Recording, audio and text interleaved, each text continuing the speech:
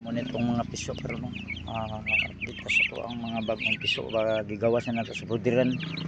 Mao na ni karon atong mga piso dagko na sila. Hapit na sila 1 month gamay lang 1 month na siguro na sila. Dagko na kay itong mga piso gi-breed ni gisyamo. So Basilan Rhode Island ni siya. Gi-mix ni nato siya na ra.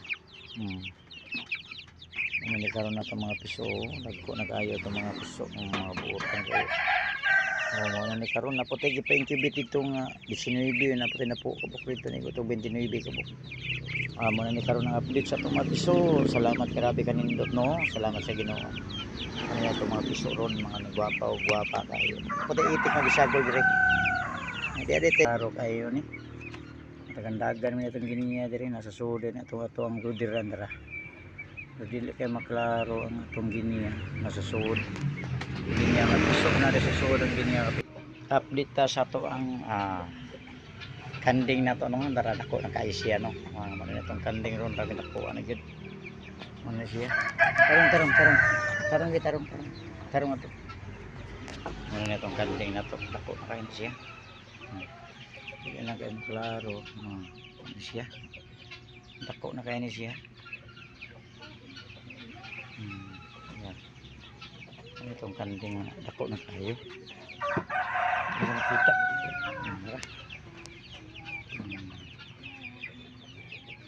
Itong kanding na to. Dako na kayo siya. Dako na kayo. Itong kanding na to. Ano ni update.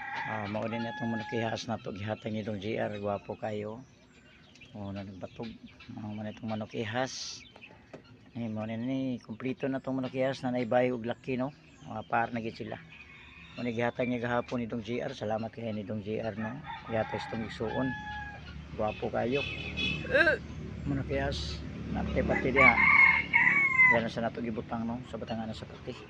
Ato sa nipaanaron. Gwapo kayo. Nindot ba ka na siya ikog. Ngayon ikog na dinindota. Gwapo kayo.